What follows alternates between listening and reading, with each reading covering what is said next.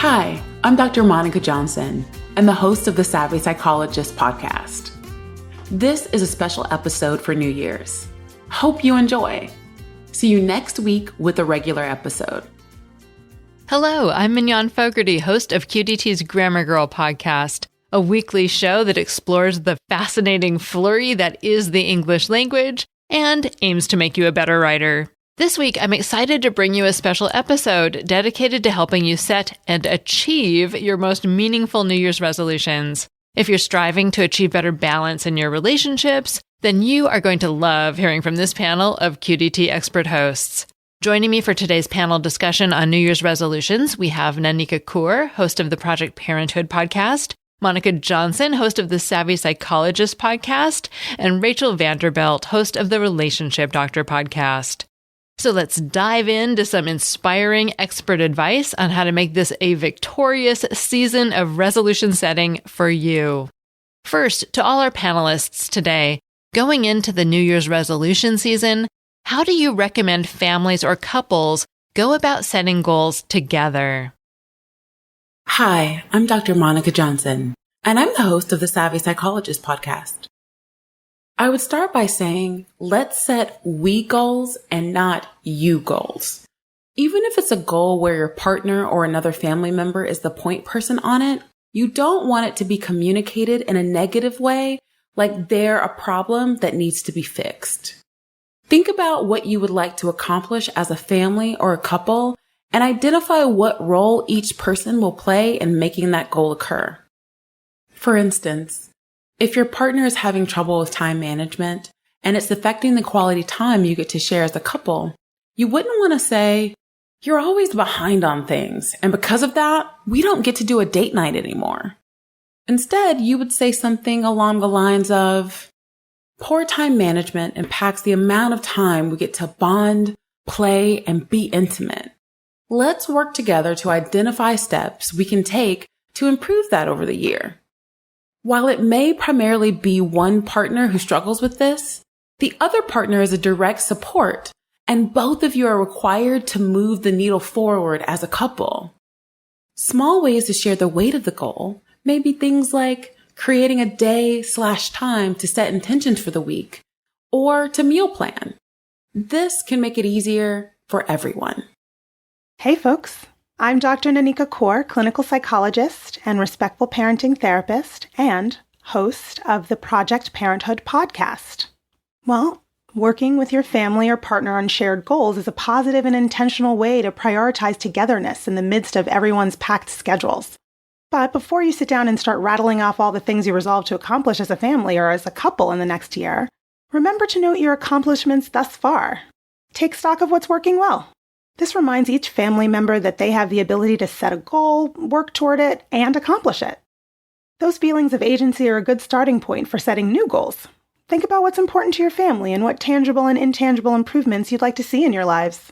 Choose goals that are sustainable, realistic for everyone's developmental level and personality, and don't require a huge shift in your daily life. Small changes are way easier to make than huge ones.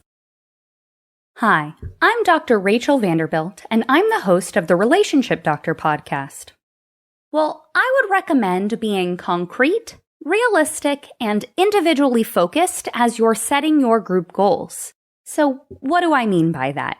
For concrete, I mean that you should specify what the things you would like to accomplish are for this week, this month, and in the next 3 months. Then I'd recommend both setting a plan for accomplishing these goals and a plan for holding each other accountable that everyone agrees to. I would also recommend some sort of group celebration that'll occur at specified accomplishment intervals for each individual. By realistic, I mean that you should try to set goals that will actually be attainable. Focus on those small, stepwise improvements over time because the more feasible your goal is, the more likely you are to stay motivated and actually complete that goal. By individually focused, I mean that inevitably your partner and family are going to fall off the resolution train as the year progresses. You want to not be tied to them entirely so that you can continue to persist in your goal attainment, even when your family and friends fall off that train. You can still include them in your celebration of accomplishments, and you can be involved in celebrating them if you're the one to fall off. So even when you have a group goal, those goals should be tailored to each individual. This next question is for Monica Johnson, the Savvy Psychologist. So there's been some discussion in the media that New Year's resolutions can be unhealthy because they encourage us to set unrealistic expectations. But many people still view the start of a new year as a chance to improve their lives. Do you recommend embracing the idea of setting goals for the year? And if so, how can people tell the difference between healthy goals and toxic goals? In my experience, the resolutions that people set at the beginning of the year are largely unhelpful. They tend to be lofty goals that aren't well thought out and planned. Most people expect to turn a pumpkin into an elegant carriage, but we don't have fairy godmothers with magic wands.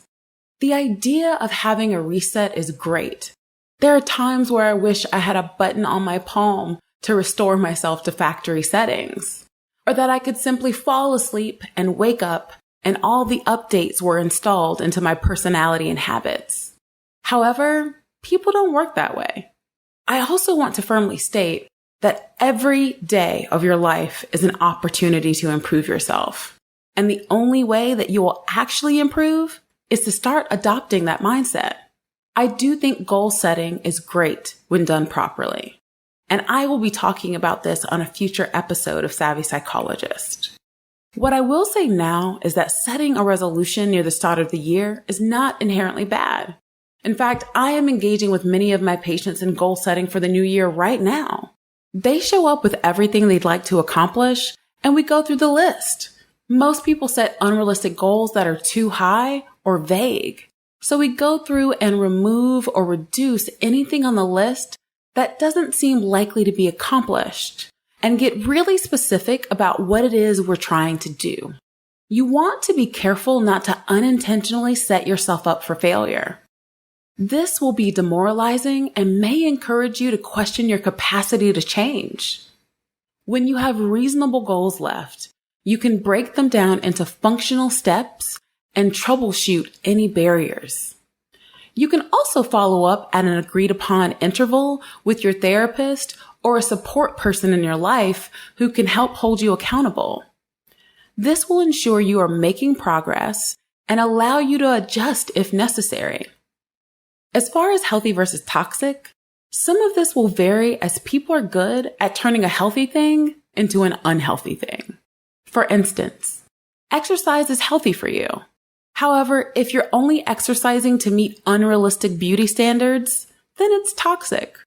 When setting a goal, the why is equally as important as the what. Thanks, Monica. Now, this next question is for Nanika Kaur of Project Parenthood. Are New Year's resolutions something you'd suggest parents work on with their kids? And if so, how do you recommend people get started? New Year's resolutions are a great opportunity for families to recommit to their values or make changes for the better. It's a way to bring the family together around a common activity and gives you all something to work toward and look forward to, and sets a great example for your children about teamwork and family traditions. It's also a great way for kids to learn responsibility and making commitments and sticking to them. You can celebrate your wins together and support one another when you fall short. Either way, you're there for each other. When setting goals as a family, it's important to consider not only the outcome your family wants, but also the motivation underlying that outcome. Talk about your deeper intentions so that the whole family really understands the why behind the goal. Also think about how you want your experience of life to change as a result of reaching those goals. How do you all want to feel once you've accomplished it? Resist the urge to make a list of so many goals that you don't know where to start. Which of those goals would make the biggest positive impact on your lives as a family? Start with focusing on that one goal and only move to the next one once you've achieved it. Make sure your goals are SMART. SMART. Specific, measurable, action-based, realistic, and timely. Know exactly what the goal is, how you'll measure the family's progress, and what actions everyone will need to take to make progress. Assess whether or not the goal is realistic based on circumstances and each family's capabilities, and set a deadline for attaining your goal. In the end, whatever the goal is, you've spent time together as a family working toward the same thing. Teamwork makes the dream work. Okay, this next question is for Rachel Vanderbilt of the Relationship Doctor podcast. What advice do you have for couples whose goals seem to be sending them in different directions? When we have fundamentally different goals for our lives, this can be really difficult to traverse. Some examples of competing perceptions of life goals include things like wanting or not wanting children, wanting or not wanting to get married, or wanting to live and work in a particular place. My recommendation for people who are entering a dating relationship is to have a conversation at some point in the first few months about your non-negotiables. The examples above can be considered non-negotiable for some people. Before you become too attached to one another and start making longer-term plans, you want to make sure that you're on the same page about the fundamentals of your relationship. In the event that you've not had these conversations and are now facing a partner who wants something that is a non-negotiable for you, you both have some decisions to make. We should not and truly cannot expect a person to negotiate on something that they are fundamentally opposed to. For example, having children is not something we should force onto someone who doesn't want that. If you're facing this sort of issue and are deep into the relationship, you may consider therapy. Sometimes a third party can help talk through these issues with you in a way that facilitates effective communication. Again, no one should be obligated to negotiate on a core belief, but sometimes those beliefs may be rooted in something deeper like fear or a trauma. In those cases, you may be able to identify and work through those issues individually and as a couple to come to a consensus that works for your family. However, if neither you nor your partner are willing to budge on these non-negotiables, you need to consider whether this relationship will be truly fulfilling for both of you. Thanks, Rachel. And we will end with a group question. What are some common goals you wish people wouldn't make? I wish that most people would focus on really understanding what their values are and identifying what values or belief systems they have that don't serve them. In that vein, I wish people wouldn't make goals related to unexplored self-esteem issues, insecurities, and fears. These never work out the way that you think they will. I will have people tell me that if they look like Beyoncé, they will be happy. No, you won't. I'm very hopeful that Beyoncé is as happy and thriving as she seems, but I'm sure she still has bad days and her own insecurities that crop up from time to time. If your mindset isn't right, you will always find a way to bring yourself down. If you fundamentally dislike yourself and you lose 100 pounds, you will temporarily see a boost in your mood, and then you'll go right back to finding things to hate about yourself all over again. Or you'll be in a cycle where you panic every time the scale moves up a few pounds, and that's unhealthy. If you tell yourself that money will solve all your problems, you will end up creating problems in pursuit of the almighty dollar. You might ignore relationships, not engage in self-care and overwork, or lose contact with what matters to you outside of financial security. I talk to people every day who make more than enough money and they are never satisfied. Instead of trying to look like a celebrity, how about making goals that focus on you learning self-love, creating environments that accept you as a person, and adopting healthy patterns like diet and exercise that support you living a long time and being able to participate in the activities that bring you joy. Instead of trying to make the most money, look at the lifestyle that will allow you to have a high quality of life, not only from a financial standpoint, but relationships, relaxation, and working towards self-actualization. Well, it's not the best idea to make goals that are difficult to achieve, open-ended, require a total reworking of your daily rhythms, or those that you talk about making but don't write down. You want to set yourself up for success. So set realistic goals and be prepared to shift or adjust those goals if unexpected life obstacles, like pandemics, threaten to derail progress you've already made. To give you more motivation to keep going, break down your larger goal into smaller goals to be achieved week to week or month to month, and give yourself deadlines. Each time you meet these smaller deadlines, it'll motivate you to meet the next one. Make sure you write down what your goals are and record your progress. This will keep you on task and gives you a visual reminder of what you're aiming for. I really wish that people wouldn't make goals that will only work out if someone else has to be involved. Setting goals together with someone else is okay because theoretically you each have these individual benchmarks over time that can be acknowledged and celebrated. But if your goal relies on another person in its entirety, it's doomed to fail. For example, you should not have a New Year's resolution that's going on 30 dates in the next 4 months because it may make you engage in less than desirable ways to get someone else to cooperate with you. Similarly, you should not make a New Year's resolution about the number of times you want to have sex with your partner in a week because both you and your partner may feel obligated to engage in intimacy in that particular way, even when you both don't want to. So, I would recommend reframing these goals in more productive and self-focused ways. Instead of dictating a number of dates you want to procure, you may want to focus on putting yourself out there more. Set goals for how many people you'll message on your dating app, or trying out new ways to meet people. If you and your partner are craving intimacy, focus on how you can individually be more kind and caring towards your partner. Instead of dictating an increase in how many times a week you're having sex, focus on how you show intimacy towards your partner.